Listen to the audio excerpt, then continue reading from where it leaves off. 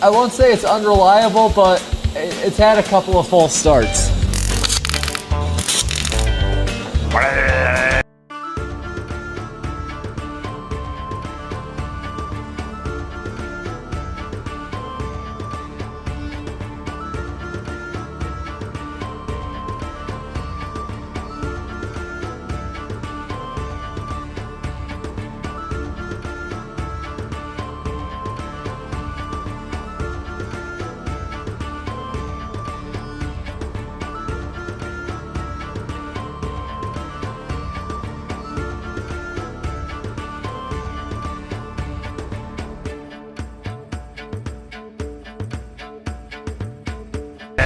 Like this should not be happening. Ah!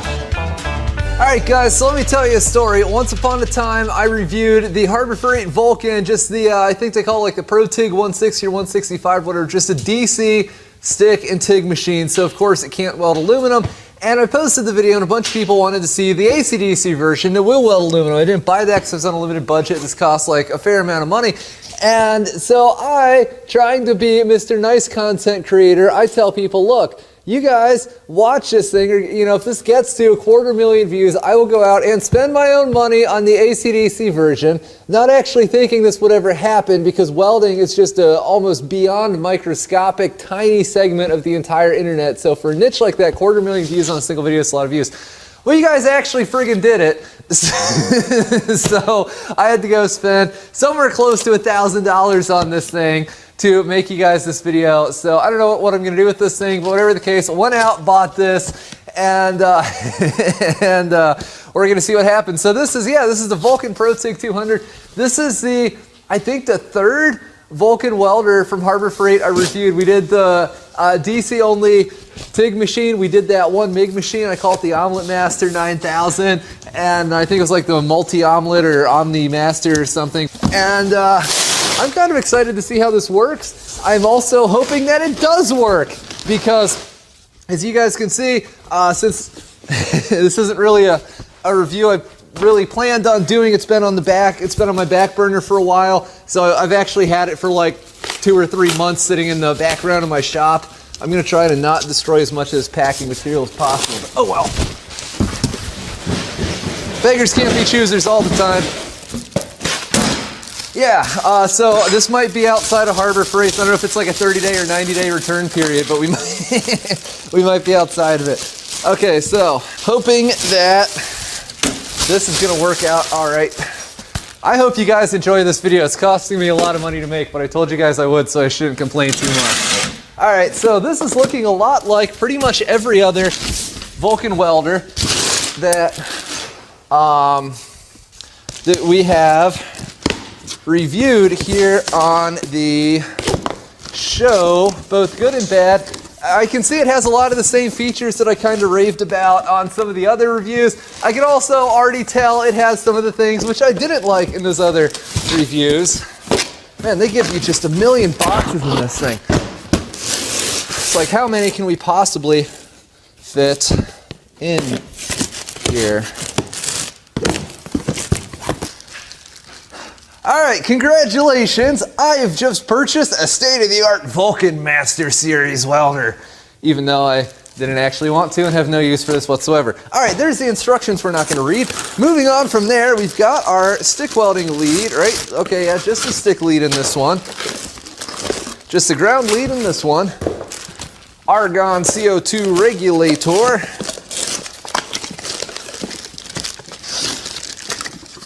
Oh, oh boy. They mean argon CO2 regulator. I forgot about this. They don't give you a flow meter like even the cheapest of the cheap. The Harbor Freight does only give you a regulator, but I think we learned last time for most things it's actually perfectly adequate. They give you a proper steel, pretty heavy duty foot pedal. A lot of the major name brands who sell machinery pretty much exclusively on brand recognition alone have gotten away from that. They use plastic ones now. But of all places, Harbor Freight gives you a proper steel one, gas hose, and 2 power cords. All right, cool. All right, so this is something that I really don't like about the Vulcan line of welders from Harbor Freight, and I've talked about this in the other reviews as well. These things, they have right here on the box in giant letters, 3-year warranty. And then under that, just kidding, 3-year warranty available. 1 year limited warranty included. Up to 2 years of additional protection, herder. You know, yeah, it's, I realize the average normie might not be all that consumer savvy, but I still feel like this is kind of setting people up to think they're getting something which you're not. In my mind, this is kind of the definition of false advertising. You could say, I mean, look, it says right here, but like I said, a lot of people aren't going to notice that. And then, you know, I feel like Harbor Freight might be trying to take advantage of some folks there, because obviously they want you to think you get a 3-year warranty with this thing when in fact you get a 1-year limited warranty. And one of the other slightly bothersome things about this machine, just like the other Vulcan welders, they have this giant, like, pagan sun. It's the fan. I don't know if this is coincidental or not, but it's the kind of thing where once you see it, you can't really unsee it. Now, one thing I do really like about these Vulcan welders, you can see that Harbor Freight has included, and that is when this thing's in its transport position, for lack of a better term, it's pretty much completely flush down the back side of this machine. You can see there's no plugs, there's no cords that hang over. Most machines will have a power cord that comes out the back of this thing, your power cord in like such, and then in a regular machine, if we were just going to throw this in the back seat of the truck or whatever, this is getting bent and abused every single time, you know, that drops in there. But with this, you just yank it out, it's flush. This is obviously our 110 volt cord. I don't test things on 110 volt power here normally, so I just try to stick to 220 power. If you want to use this on 110 volt power, you're going to have much lower output of the machine itself, and it's going to depend so much on how good the 110 volt service is in your garage or shop. If you've got like a dedicated 20 amp circuit, you might be able to do some stuff with it. If you have 10 or 15 amp circuits in your garage and they're sharing with 3 lights in the beer fridge, probably not going to be able to do too much. But let's plug this into 220 and see what happens. So a couple things I'm noticing about this machine, both very positive. This uses these standard style DINS connections for the stick welding leads, which, you know, as most of you guys know, you also have to use TIG welding, at least this ground clamp here. So what this means is this is a standard style plug that pretty much everyone in the industry uses. All the Chinese makes, all the European makes, at least that are sold here, and I think even a lot of the domestically produced welders. So what's great about this is if you want to get some like 50-foot stick welding leads so you can like set up here and weld, you know, way far away from the machine, you just get them with this standard plug and they'll work with this machine. They'll also work with, like I said, pretty much anything else on the market. It's really easy, it's really smooth. We just line up this little key with the little keyway here, give it a turn, locks in place. What's not to love? So not only that, there's a power switch on the front of the machine right here. This is really good because it shows us that Harbor Freight, you know, they talk about how they've had this machine custom built for them by whatever Chinese company is stamping these out. And, you know, one thing I've learned is there's some type of European law or regulation or whatever that basically states on welding equipment the power switch must be no more than a certain number of millimeters away from where the power cord goes into the machine.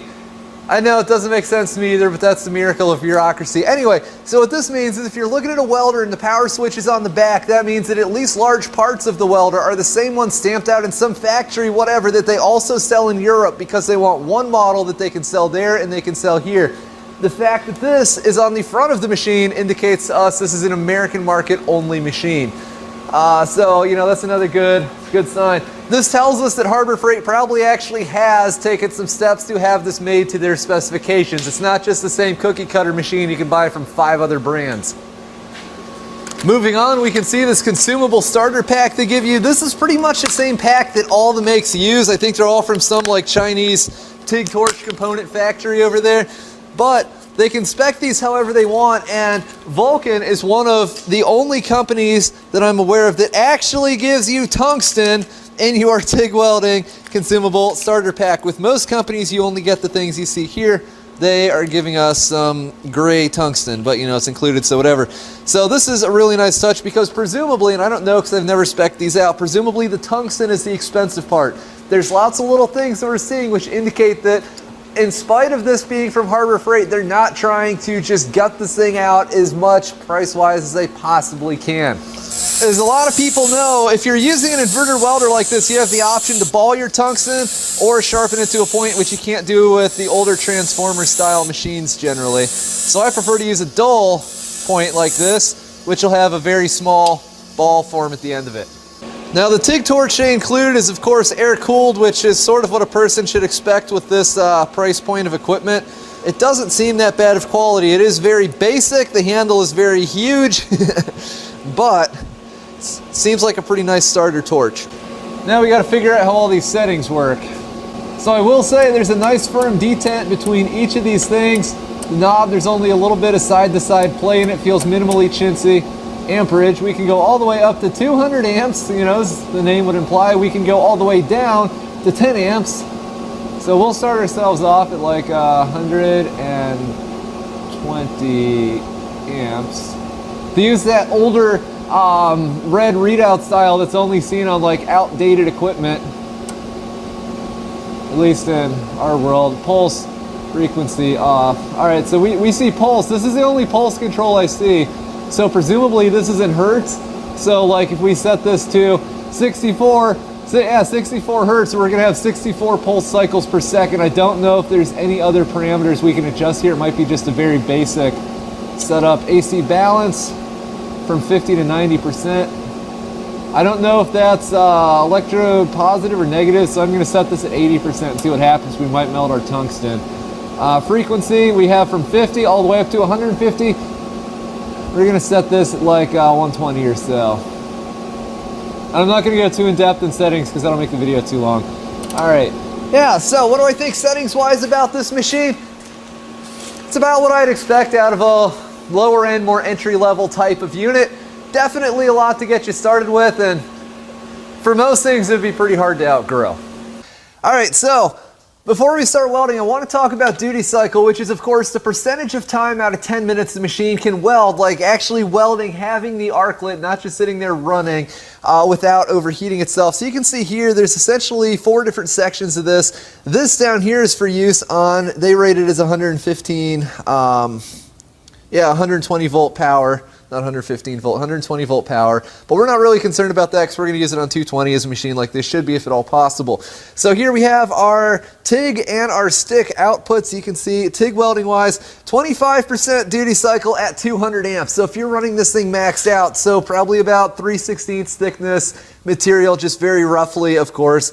You know, if you're set to 200 amps, you can weld for 2.5 minutes out of 10. Now I will say most proper commercial industrial equipment is typically rated at 60 to 100%. So like that stick welder I have over there, you know, that's a 300 amp machine at 60% duty cycle. This, you know, it's really not made for commercial use. It doesn't have the commercial duty cycle, but still 2.5 minutes out of 10 maxed out. You know, if you're looking at this, you're just going to be doing some projects here and there. That probably wouldn't be an issue for you. What's a lot more realistic is this right here, 60%. They rate it much lower, in this case at 130 amps. So if you're about where we are, a little bit over where I'm going to set this thing, where I'm going to set this machine when we get started off here, for welding like 1/8 inch, maybe 14 gauge material, probably not, that'd be a little less, but roughly 1/8 inch aluminum if you're welding that, probably somewhere around 120, 130 amps maxed out. You can weld for 6 out of 10 minutes, that's very doable. Typically the reason why commercial industrial equipment is rated at 60% is because if you're going to be welding more than 60% of the time, like having the arclet that your project is going, you really have to hustle. I mean, that's pounding one filler rod, grabbing another with the helmet still down, that kind of thing, switching electrodes as fast as possible. Most people won't go past that under normal use. And then this machine has 100% duty cycle at 100 amps. So at 100 amps or below, can run continuously without ever overheating. So what does this mean? Like I said, not really commercial grade equipment here, but really not that bad for even some more serious consumer type, you know, prosumer they call them, applications. This would probably be fine. I wouldn't worry about overheating this if you just want to stick some stuff together in your garage or whatever. All right, figure I'll just test my settings here.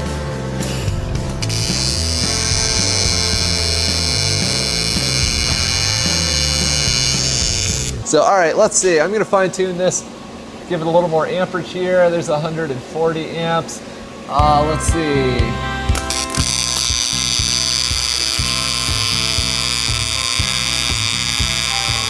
So different machines are labeled other ways. For instance, with the balance on some machines, that means you're getting more or less cleaning action. I thought we'd be getting more and we're getting less, for instance, or vice versa. So I just had to flip that around, and I think we are more or less in business now. What I will say, this machine welds reasonably well on aluminum. Not really, I'm sure I could probably fine tune this a little bit, and I don't claim to be the world's greatest aluminum welder or whatever, but it's not as smooth as most, if not all, dedicated, like, well, it is a dedicated AC/DC machine, higher end AC/DC machines I've used. So, but I mean, that I guess should sort of go without saying. And the other thing is the foot pedal. I know this is going to sound really nitpicky, but the pivot, it feels like it's in a different place. So a different place percentage-wise across the pedal, like normally be here, this is like here. So it's not really hard to control, especially if this is your first welder or whatever, but it is a little different than, like I said, pretty much everything else. So it's taking me a little bit of time to get used to.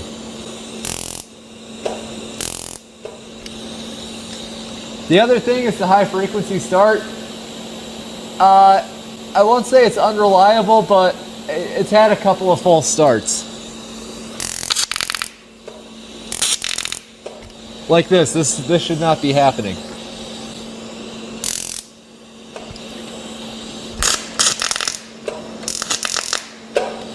Yeah, that's actually really not good. I'm going to try to brush this against the aluminum and see if that straightens this out.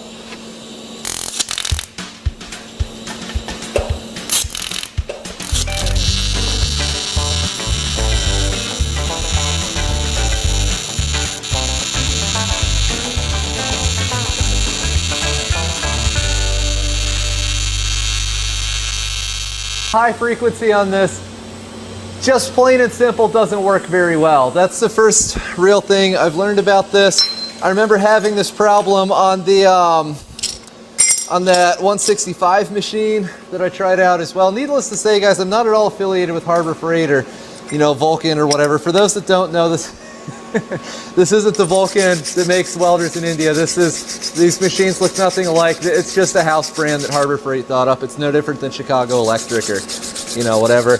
I'm not at all affiliated with them, so, you know, that's why I like making non-sponsored content with Patreon funds like this for you guys. The high frequency start on this is borderline non-functional. I'm having to hit this pedal like, what, 5 or 6 times before the arc actually initiates. Some machines where it's not set up properly, maybe there's a gapping issue inside the machine, it will take, but you have to like almost scratch start a little bit.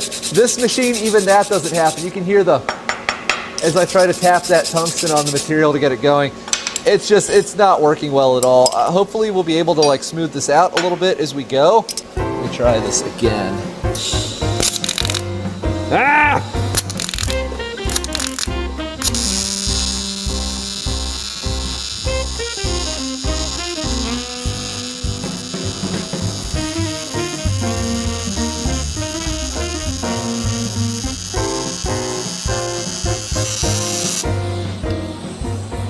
However, I will say, it does not weld particularly smoothly, but with that being said, it is pretty usable, and once you get it going, if you can not mind too much, like I said, the fact is like this, it does function pretty well, and I don't know really what we can do about that, because the only 3 controls we have are pulse, which is sort of a really dumbed down, simple on or off deal with adjustment, balance and frequency, and I don't know really, well, maybe I can, let's turn down the frequency a little bit, that might help. Balance, I like that set about where it is. All right, yeah, hopefully we can smooth it out a little bit, but I will say, I know it's early on, maybe it's my fault, because like I said, I don't really have this tuned in 100%. I'm not quite as impressed with this as I was with, I think, either of those other Vulcans, if I remember correctly. Ah! Get on with it!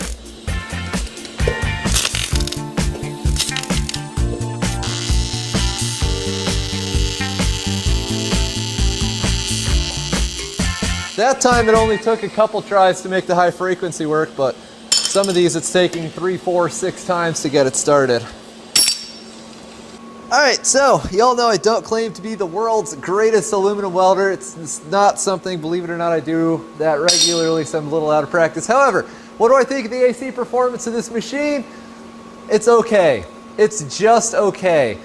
It's actually quite nice when it's working, but it takes multiple tries to get the high frequency to actually fire and engage the way it's supposed to. The arc isn't especially smooth, I would say, aside from having to initiate the arc starting sequence like 2, 4, 6 times to get it to fire. The smoothness of the arc, I'd give it a 5 out of 10, and the overall arc quality, 6, maybe 7 out of 10. It's really not that great, and I don't know if it's just an issue with this machine, like the high frequency isn't set up right or programmed right or something. It was a little underwhelming, to be honest. But now we're going to try this out on DC. For you guys, I don't know how many people would buy an AC/DC welder like this, you know, really geared towards aluminum for its DC capabilities, but it's on here, so we're going to try this out. So you can see we got DC TIG here on the main dial. So we're going to turn this. We got amperage, and then we got pulse. We'll start off without pulse, like 120 amps or so, and we'll see what happens here.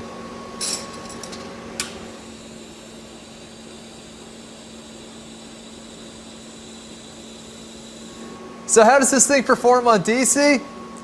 Actually quite well. That was one of the nicest, smoothest DC welding arcs I've experienced in quite some time.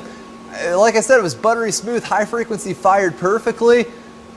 Really quite nice. So now we're gonna try and see how the pulse thing does here. We can go from off to a super slow pulse all the way up to 200 Hertz. Not bad. I'm gonna set this at like 100 Hertz or something. One thing I really like about this machine is the faster we turn this knob, the more steeply it will adjust. Oh, hey, and it's got a little storage compartment in here. How about that? I hadn't noticed that until just right now. I put my finger here and I'm like, this is definitely a groove to like open this. This is supposed to be here. Pops right open. Yeah, so anyway, if I turn this knob very quickly, you'll see it goes from the bottom of its dial all the way to the top. But if I move slowly, much finer adjustments.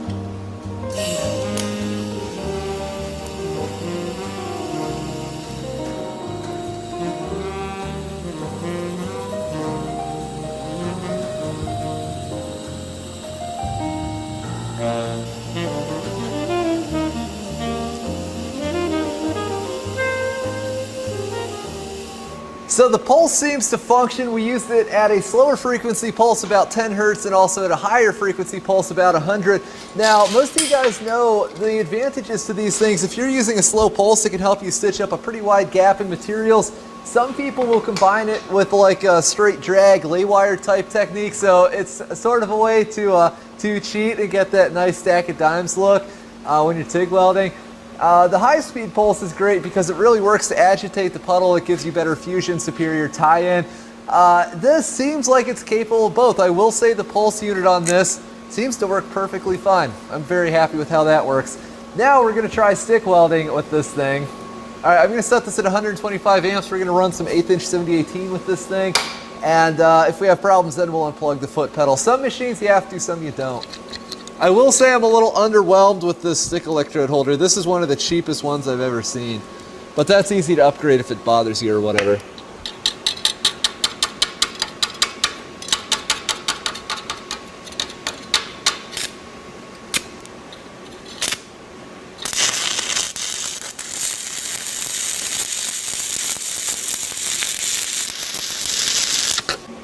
So I will say I'm very pleasantly surprised by the way that this little machine will stick weld, at least with 1/8" 7018. We'll try some 6010, which I suspect it's probably not going to run quite as well. This arc was buttery smooth. It was comfortably firm, but nothing too much. It certainly wasn't violent or whatever. And I feel like we got a decent looking little practice weld out of that. So this machine, you know, it's interesting because it's an AC TIG machine. Doesn't really seem all that perfect at AC TIG, at least not at getting the arc started, but it stick welds quite well. All right, so this is the fun part. We're going to try some 6010. 6010 is an electrode which requires a much higher arc voltage to run than most, and the downside to that is a lot of cheap inverters like this machine. Pretty much any machine that wasn't specifically designed to run 6010 is going to struggle with this, except for larger transformers. They usually handle it fine. But we're going to try this. What I suspect is going to happen is we're going to have a really sputtery arc, and it's going to struggle to stay lit. But we'll see here. Give it a shot, right?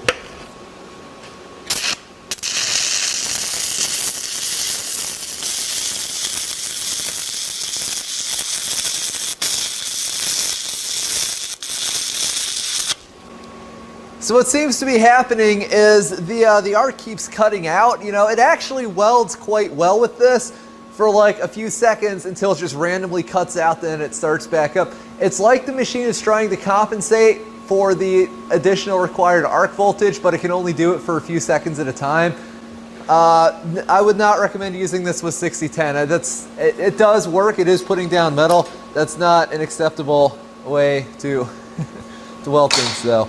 And believe me, I know a thing or two about not acceptable ways to weld stuff. Alright guys, so what do I think of this machine?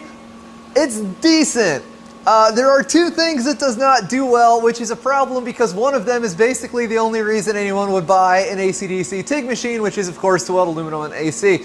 The two things it doesn't do well are starting the arc on AC and running 6010. No one really cares about the 6010 because you know, all these smaller inverter machines, like I said, they struggle with it unless they're specifically designed for it, which most just aren't. And honestly, most people in the market for this kind of machine don't need to run 6010. If you have something nasty and rusty, you can just use 6011. It'll be close enough for most things. The major problem with this machine is that the high frequency on AC just does not work well at all. And I was wondering, is this a problem with the machine? Is the machine defective? I think it is not. I think this is a programming software issue for the simple reason that when you switch it into DC, it works perfectly, flawlessly. It works so well. I think it just plain and simple isn't programmed into the AC side of the machine properly, or wasn't designed properly, whatever the case. And part of what makes me think this is, like I said, this is not the first Vulcan welder that I've reviewed. This is, I believe, the third.